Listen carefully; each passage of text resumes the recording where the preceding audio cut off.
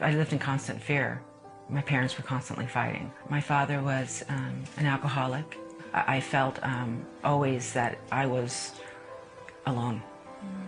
Even in the midst of people, I was always alone and had to protect myself. Tracy Judkins ran away from the chaos of her dysfunctional family at the age of 17. To support herself, she ran into an even darker place.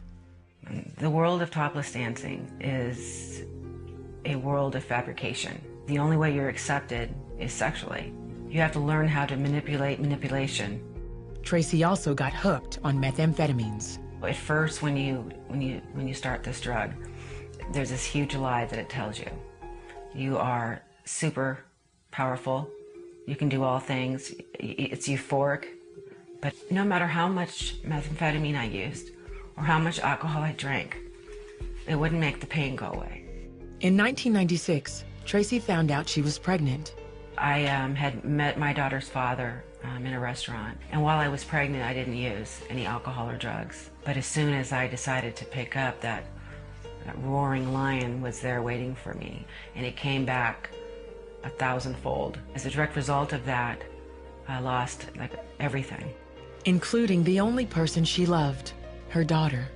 I went to my mother and told my mother I could no longer care for my child. My daughter was taken to her father, and I lost joint custody. When I had lost my daughter, I remember being in the back seat of a car crying because I was supposed to have been in court that day, and I couldn't go because I was too high.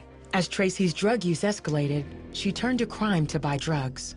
I began a journey of intense violence, theft, assault. I had no conviction at all. I had no fear. I had no fear because I didn't believe in God. Tracy was in and out of jail and mental institutions.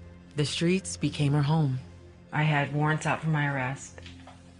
My own mother had a order of protection against me because I became violent towards her.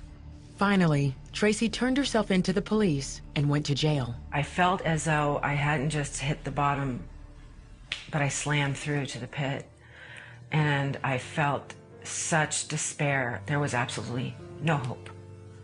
No hope, no light. I cried out to a God I did not believe in. In my exact words, I said, if you're real, you've got to help me. Please help me. I was crying out again to a God I did not believe in. And it must have been, I don't know, about 10 minutes, crying and crying. And suddenly, out of nowhere, I felt a warmth hit both of my feet at the same time. And the warmth was so profound that in that fetal position, I had opened my eyes and shook the water, the tears out of my eyes to see who was touching me. And nobody was touching me. And the heat traveled up, and when it got right to my stomach, I knew what it was and who it was from. I knew it was a healing, and the words that came out of my mouth were, "Praise you, sweet Jesus of Nazareth." And how I knew to say that, I'll never know.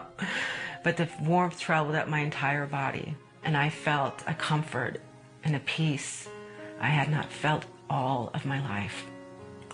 All of my life. And that was the beginning of my life. In 2005, Tracy entered a women's halfway house and went to church. The changes that started happening to me were so profound, so profound. I started to have an intimate relationship with Jesus. I was running to him. I wanted to know, who is he? What's he about?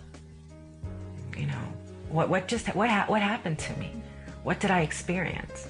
The healing that I received, I didn't say, "Praise you, Muhammad," or "Praise you, universe."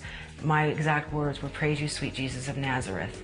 And so I wanted to know that sweet Jesus of Nazareth. Today, Tracy is completely free from her drug addiction and mentors recovering addicts in Arizona. She earned her degree in business management and recently married. Jesus is my best friend. He's my Lord. He's my comforter. He's my Savior. To the person out there that has no hope, has no faith, that is steeped in disbelief, that if you would humble yourself, do whatever it takes, fall on your knees, fall upon your face, and cry out to the God that can, I promise you that he will. I'm proof of it.